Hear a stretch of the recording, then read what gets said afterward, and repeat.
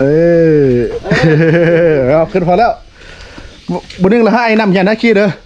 มื้อนี้ไอ้บ่ได้อยู่เด้เนี่ยไอ้เฟื่องก็ได้แอบให้แอบอยู่ถึงพุ่นเอาแอบบนกว้างๆพุ่นนั่นเองก็ได้นะโอ้ลงพูดมันค่ะเนาะพอดเลยพอดพูดแล้วปล่อยถ้าคุณปล่อยลุงพูดเลยมันนั่นก็แล้วแต่มันนั่นน่ะทำไมก็ยากกลับมารอบหน้าให้บ่มีเขี้ยวได้ซะดอกบ่เลือแหละต้องเจ็บตึกกลับมาทำงานต้องเจ็บว่าหาหลักแอปค่อยๆเสียงสุดแล้วกินเหล้าเมาอิ่วว่าไปเทรดไปว่าป่า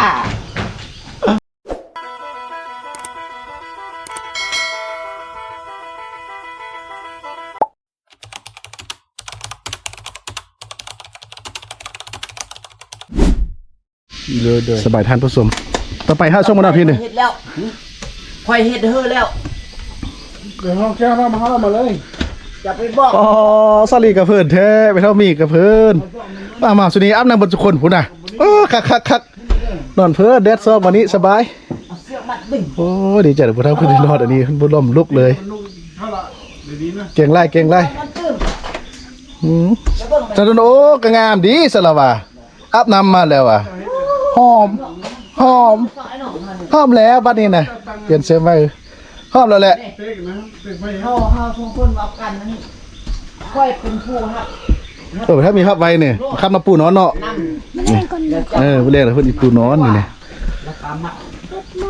น้อยเนาะมันแรงก้อนเจ้าเนี่ยเบิ่งทางแต่นั่นหันไปพุ่มคอยจะเบิ่งเป็นกับพี่คอยวันบึ้ดแต่ก็เพื่อเอาหนาอับไหนเจ้านี่คอยกับวันบึ้ดเดี๋ยวเนี่ยตะเคียนก็เอาไปตั้งอยู่ลุ่มคนเด้อเขาเห็ดมันเป็นเห็ดเพื่อเด้อหรอกเพื่อซุ่มเฮาสิอาศัยข้าวแทบไม่ได้หรอกเคยเบิ่งแม่ไม่ได้รับมีแต่พวกแกเนี่ยมีแต่แบบสองคนไอ้น้องเฮาเนี่ยสักนมแล้วมีแต่ยั่วบาคูนบ่ยังไปนำเอาค่อยๆจอบค่อยๆเอาไปเอาเบิ่งสิเบิ่งข้าเจ้านั่นก่อนเพิ่นสร้างซ่าไว้ได้ดิแปลงมาบวกมาอันนี้นะคันเฮากินไปก่อนใช่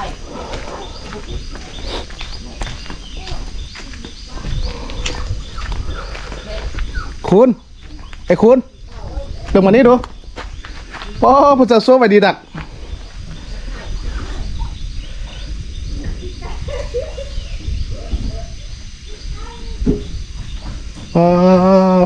มาจับที่ปะนึงดู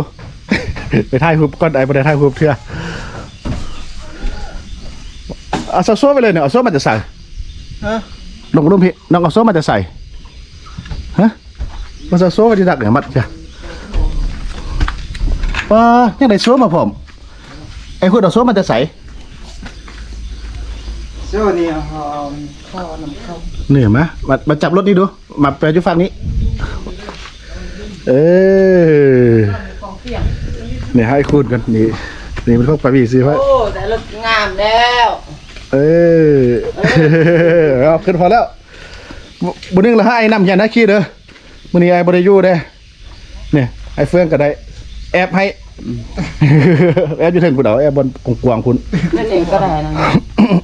โอ้ลงพูดมันค่ะเนาะพอดเลยพอดพูดแล้วปล่อยถ้าคุณปล่อยลุงพูดเลยมันนั่นก็แล้วแต่มันนั่นน่ะทำไมก็ยากกลับมารอบหน้าให้บ่มีเขี้ยวได้ซะดอกบ่เลือแหละต้องเจ็บตึกกลับมาทำงานต้องเจ็บว่าหาหลักแอปค่อยๆเสียงสุดแล้วกินเหล้าเมาอิ่วว่าไปเทรดไปว่าป่าโอ้ได้เรื่องแล้วเอานี้ยังบ่มีอันได้สนะเก็บน้ำสะนิดเนาะตั้งไว้แล้วนี่ไอ้คุณไอ้นู่นน่ะมีแต่ว่าพันได้ปรับเท่าเนาะปรับได้แล้วบ่เอาไปใส่โทรทัศน์หน่อยไอ้นู่นตั้งไว้ใส่นี่ตั้งไว้หน้าพี่หมดเลยเอ้าอันนี้ก็ไว้หน้าพี่เลยนี่โอ้มันว่าเอาไว้นอกยานจุยานไปว่าคันลูกจะนอนเพิ่งมันว่าบ้านเราเป็นโต๊ะมาใส่เลยนู่นน้องเป็นโต๊ะมาตั้งโทรทัศน์นี้โต๊ะเรามาตั้งไว้เอาไม้เลื่อยน่ะสร้างแปลกกว่าโต๊ะน่ะเป็นก็เฮี้ยนะว่าเอาเทปเปลงไม้แล้วคำสักกัน2 อันอันนี้บล็อกกระไดบล็อกไปได้เฮ็ดเอาเองนู่นไม่ได้เอาตุ๊กไปตรงนั้นเดี๋ยวคอยไป ต้อง ต้องก็ได้เปิดตักกินก็ได้ผมมีน้ำกินก็ ต้องไว้เต็มเลยไล่คนต้องไปให้พอลุงนี้ได้ น้ำ หลานมาอยู่นำเรานอนนี่บ่มื้อนี้ถ้าแรงเพิ่นก็จึงอันเทศน่ะ เททาปูนฮาทรายบุมาทรายกับแห่บุมา เข้ามาจะซะ ก็จะส่งแต่ละอุ้มก็บุมานอนทาแล้วแรงกันนี่คือ โอ้ ทาแห่บุมาหอดปันนี่เด้ พูดน่ะใส่อยู่ลุ่มหลาย ตาย พูดน่ะ เป็นเอาก็ อ๋อ ให้ ที่ว่าเป็นข้าวกันยังติดอันก็ลูก จะเป็นเอาเขาเอาแล้ว กะโลก็เครื่องแท้เครื่องว่าพุ่นละติหมดละติ ได้ก็เขามีตัวเพิ่มก็ พุ่นน่ะมันจะซัวไปรักไหลของไอ้คุณน่ะ นี่เป็นปะวีเพิ่นซื้อมาให้2,000 กว่าบาทเนาะมีตู้ได้มีโทรทัศน์ได้มีรถทิพย์ได้เป็นคนรวยกว่าหมู่หรอกว่า เนาะคนรวยกว่าหมู่น่ะเผาตรงเรื่องเลยเนาะไอ้คนเฮ็ดแล้วก็สร้างเมียอยู่นี่นี่หมอนาทีบางแก้วสิมาเฮาได้นึงแล้วพอดีพระอาจารย์เพิ่นมาซอยเต็มหน่วยนึงโอ้นี่เพิ่นเฮ็ดอยู่นี่โอ้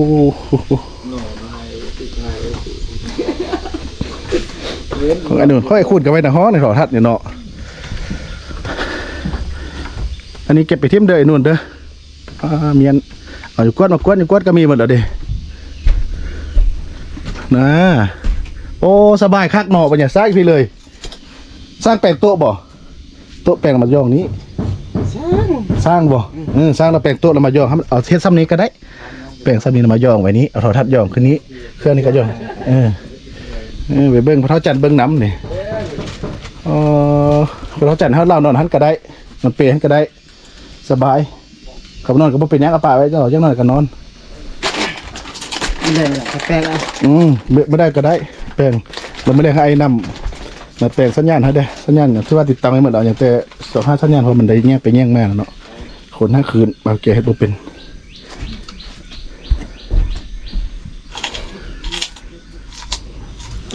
ขอบคุณนำพี่อาวันอันนี้สุดนี้นะของบ่าวคูณกับบ่าวนวลใดสุดนี้เนาะเดี๋ยวมันจีเพิ่นจีแปลงโต๊ะมาใส่ ต้องกินทอนดีๆเด้อป้าตัวนี้เริ่มอ้วนแล้วเริ่มกลางวัน อนามัยดีๆได้ ยาสูบไม่นับเต็มเลยทีแต่ยาสูบต้องเสือกระปังดีๆกว่าเพื่อสูบแบบปอนใช่ไหมเต็มแล้วนี่เอาไปแวนขึ้นกับไก่ แม่นแหละ เด่นนิ้ว เฮ็ดสะชนิดบ่ได้ ขยัน เอาว่ากันไหมอนามัยไหม ตัดกระป๋องดีๆป๋องเลยปอนซื้อเนี่ยสร้างก็เฮ็ดในท่านี่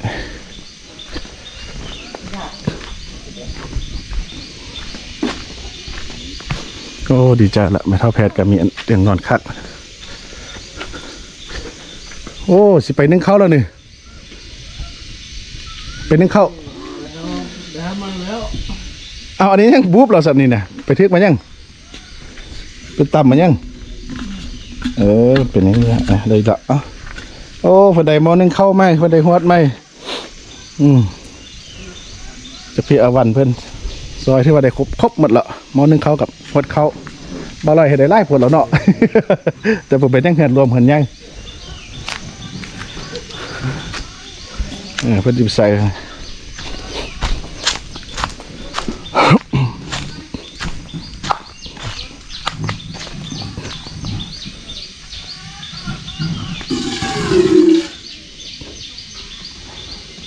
ผัดเนาะบ่ผัดเท่าก็ได้มากันนั่นล้างกันละก็ได้อีผัดอีกเอาได้ว่าให้เหียนไว้บ่นึงเข้า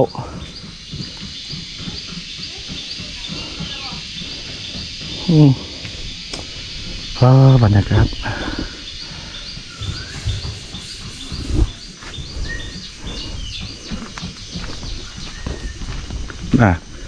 วันนี้ก็เฮ็ดดีว่ามีแต่ผู้มาอาบน้ำเฮ็ดงามๆบนทุกคนเนาะชลีเฮ็ดงามๆมาแล้วอ้าวกินไปเล่นไอ้แก้วไปสลี กินสลีต้มเอาดินึ่งเลยต้ม ตักน้ำต้มบ่ได้ต้มหวด ยังบดนึ่งหวดนึ่งอันนั้นน่ะน้องต้มเลยข้าวพวกกินหรือบ่จงข้าวพวกหรือบ่ จะหาปุ่ม ยังฮอนอยู่ มันยังหอนอยู่ โอ้ยคนมาค้นเครื่องไปแล้ววันเนี้ยไปซักของตัวเองหมดแล้วไอ้คนกินชาลีไหม เนาะ กินชาลี ลูกคนกันมีคนจะต้มเอาเนี่ยซักไปเดี๋ยวเด้เนาะป้าวันนี้มันก็สินอนอยู่ห้องตลอดวะเฮ็ดเวียกเด้ออันใดข้องลำมันเด้อ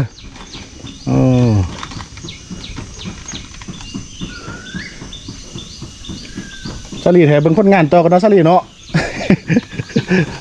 ตามหม้อเลย ฮะใช่ นี่ เพิ่นไปล้างว่าเพิ่นสินึ่งข้าวแล้วแป้งเหรอบ่เข้าไปเท่ามีน่ะมีแล้วนี่มีบอสดังไฟแล้วนี่เดี๋ยวเบิ่งก่อนเข้าไปเท่ามีเนี่ยมีบอสดังไฟหรือบ่ พวกนี้ก็บ่มีอยู่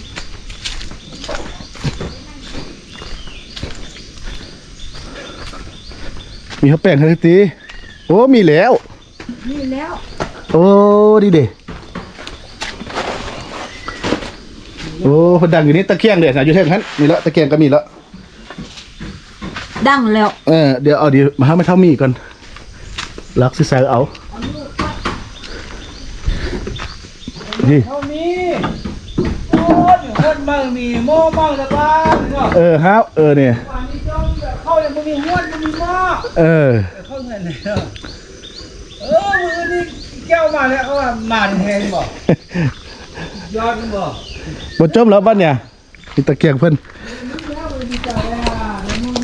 ใส่นี้พอดีหม้อพอดีนะฮะเนี่ยเป็นตะเกียงอันนี้เห่าตั้งไฟเนี่ยกับบทัดลาดออกเนาะมันดังอยู่หม้อ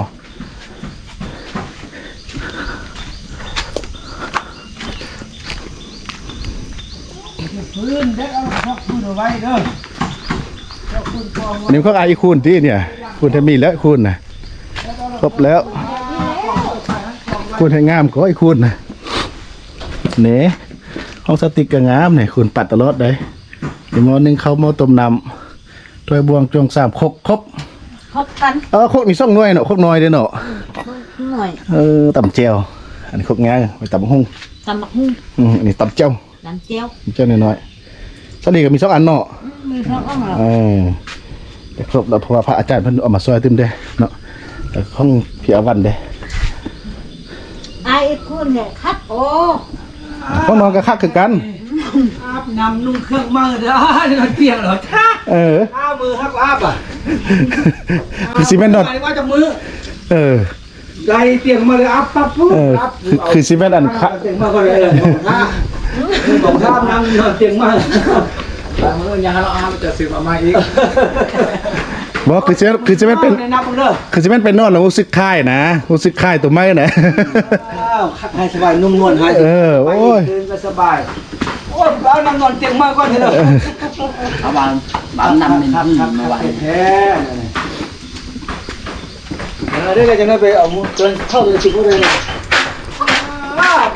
ดีเนาะขอบคุณเนาะสิ่งดี อันนี้แห่งบุมีเหลือไอ้บุมี นี่เนี่ย หม้ออันหม้อนึ่งเขา นี่ ที่ปีนี้นึ่งเขาหมดเลยไอ้ วัดก็มีฮันบอกเนี่ยอันนั้นเครื่องมันมีแล้วไอ้ยืดเทิงพุ่นบนนึงไอ้นำลงมาให้ปัดมือขึ้นทันมาอะไรไอ้ อันแกงแห่บุมี อันแกงอยู่เฮือนไอ้นำมี5มีครบมาแล้วนะอันแกงก็มีหมดแล้วนะ อยู่ในครับตั้งนี่มาไว้นี่ซาลูกตั้งหินเอาไว้นี่แท้ตอนแรกนั่งกินเบียร์อยู่นี่ อันคล้องอันน่ะ ไม่มี ไม่เท่ามีขนาดมาให้พี่ก็ได้ นี่ แมลงผักกัน ลูกมานั่งนี่แล้วนั่งกินแล้วมันแรงแต่เด็นมันตกพุ่นเดมันก็ห้มนี่บ่ เอามาไว้ที่นี่น้ำน้ำชุ่ม ผู้ชายมัน ไว้งั้น แล้วก็จะสู้เนี่ยเฮือนมันขุดนู่นเนี่ย บ่กองนั่งไม่ได้คักคือมันมีขี้ดินมันขึ้นมันขี้ยัง เอาไว้นี้เลยก็ได้ โอ้โหนี่แต่ว่าคอเสียของมันคือฝนตกอยู่บ่ได้นั่ง มันดีอยู่ แล้วคนขันชุมแล้วก็ห้ามเข้า ว่าสิ อันนี้คนนั่งย่างตังเราที่ สองพ่อลูกเฮาจะซื้อมาแล้วเนาะสองพ่อลูกเฮาซื้อเนาะพอไปบ้านเนี่ย เดี๋ยวเฮ็ดให้ เอาไปซื้อว่าไปเที่ยวกันโอ้เนาะ ซอค่าแต่แนว พอสรุปแล้วลูกไก่หน่อย โอ้แววเวียกบ่เลียวบ่สรุปเพิ่นแหละเขาเฮ็ดสรุปง่ายปานเดียวน่ะเฮ็ดย่อยหลายโอ้เปลือง ลองของเขา วันนั้นเฮ็ดย่อยจ่ายเงินให้แต่ละมื้อละแสนเมาเบิดทุกคนนี่ มันได้ช่องแซ่ไหนเนี่ย น่ะ เฮ็ดงั้นเลยปลูกอันนั้นน่ะปลูกมันน้อย ว้า ปลูกมันเนี่ย ส้มมาห้างกันเถอะเนาะ ไอ้ช่องแซงมันเนี่ย อ๋อดีแล้ว ได้ใช้กำมันเนาะ เร็วดีแล้วก็ได้ช่องแซงแหละไปสุดท่อนี่ดีแล้วก็เงินนี่พ่อที่จะไปแล้วช่องแซงเอาไปเงินมือสรุปนี่มีเงินมือสรุปนี่ผู้เศร้ามาบ่ได้ซื้อเบียร์เนี่ยมือสรุปเนี่ยมือบุญนี่มาเช่น บุญอ๋อถ้าซื้อจังเบียร์ไอ้น้ำซื้อมาแล้ว กินจนนอนเลย ข้าวจะมาแต่ใส่ มันฮักมีมาผู้สิมาลิ้นมายามไปซั่นแล้วซอรี่นี่บ่ต้องนั่นใดบ่ต้องมักคู่บ่าวใดมีผู้เอาล้อมาใด ว้าผู้บ่าวงามมาได้ มาแต่ไตก็มาบ่นั่นอายเตียงค่ำมาเตียงค่ำแด้เตียงทองแด้ ผู้บ่าวงามมาได้มาบ่เนี่ยแซ่บอยู่ มาบักหลายคนก็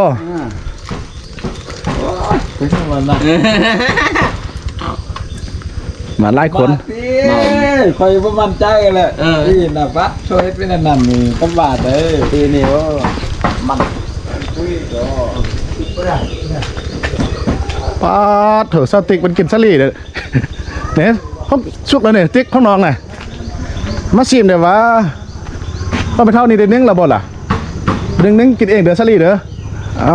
แบ่งกับพูดแล้วนั่นเลาะ หานึงกินเองก็เจ้าเฮียนให้กินเอง เอาไปไหน วะขอบใจโอ้เอาจังต้มเอานี่ ก็มอง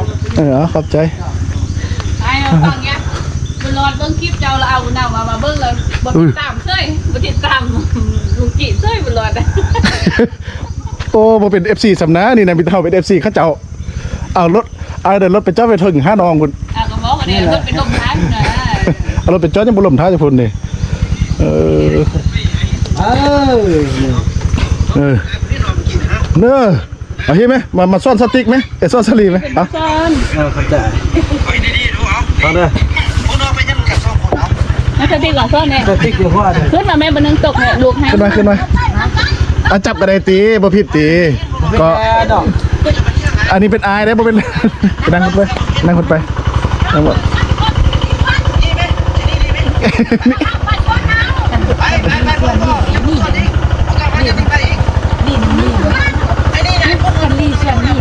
เนี่ยติ๊กตะเด็เอาเลย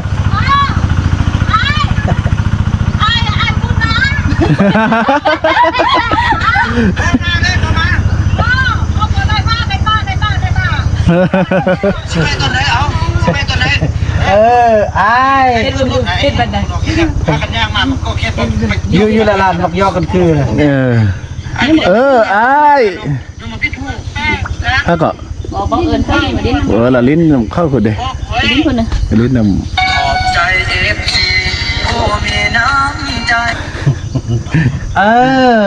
นักสติซ่อน เดี๋ยวมาเดือนนึงละตี เดือนแล้ว เดี๋ยววันนี้เขา เดือน2,000 ไอ้อีบุญน้ อันนี้ชอบต้มบ่ตีซะดิ ต้มอันนี้นะ สติกนึงนะเสร็จ ใช่ ตัว ต้องติ๊กไหนบ่ให้กินแต่ หมดแล้ว นั่นเหรอเอามาไป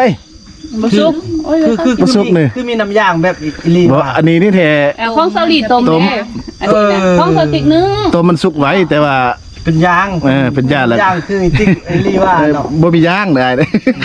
แม่โดน น้ำย่างนี่มันน้ำย่าง แมลงก็กินข้าวปุ้นคือเก้าหั่นเด้อข้าวปุ้นอย่างเลือกข้าวปุ้นอย่างบักหลายๆต้นก็ยังเต็มนะบอกเข้าหันกินพูดละถ้วยเพิ่นเฮ้ยเรียบร้อย เขาบ่กินบ่ซุป กระตายิ้มหมดกระตา เนี่ยอย่าซุปกับซุปสปองหั่นเด้อซุปแล้วเคาะสปองแล้วค่อยไปทิ่มพุ่นเด้อ เอาก็ดีเศร้าซะเนาะเนี่ย ปานนั้นไป ตัวไอ้ ฮอดเวียงจันทน์ขุดขี้แค้วมาแล้วยังบ่เศร้าเชื่อ คุณที่ปวด ขุดที่ ขี้แค้ว ขี้แค้วนั่นแหละ มาอย่างซุปยากคือเก่าอยู่ นี่ไปทิมพร้อมนี่เติมแล้วเราใส่ทิม เทียมแล้วไปทิ่มพุ่นไล่มาแล้วไปจุดอยู่ข้างล่างพุ่น มื้อนี้ไปเท่าแผนห้อมอ่อนๆเด้อกายอาบน้ำมา ฝากดอกอันนึงเด้อบ่ได้ตังสัญญาณจักอันเด้อที่ว่าตังขึ้นหมดแล้วมีแต่บ่ได้งวกไปงวกมาดึง5สัญญาณน่ะมีแต่หาน้องซื้อต่อเอาตัวอายบ่สร้างสิเฮ็ดแล้ว กระเจ้ยเศร้า ไอ้พูดน้ำทำไมสิได้เราบ่อยู่ บ่บ่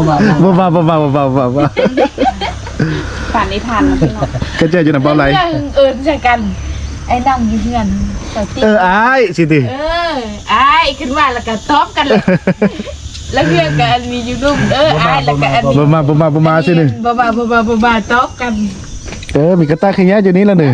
ไปอย่าไปอย่าไป ไม่ยังจะไปยืนแล้ว นี่ปะแม่บ่ได้ เอ้ย ปานนั้นนี่ เออปะนั้นมันสิไปนำลุง ไปอันลุงจิอี เอ ไปนำปลา อ เกียว ลูกบุญหลอดให้ยังลูก ไปบ่ได้เนาะแล้วเฮ็ด อย่าหายบ้านนี้แม่ อยากให้ ตา พอบ้านก่อนนู่นล่ะเอ้ยบุญหลอดบ่ให้เลยลูก เนี่ยบางทีแม่ได้ลมงั้นน่ะ โอ้ยลูกให้ยังลูกบ่ให้เลยอีบุญหลอด บ่ให้เลยหลอดบ่ให้แหละเลย ให้ยังละลูกให้ยังละลูก อ้าว บ่ให้เลยลูกดิ เราค่อยบ่ให้เลยลูก ชอบลูกเลยนี่ ให้ยังละลุง โอ้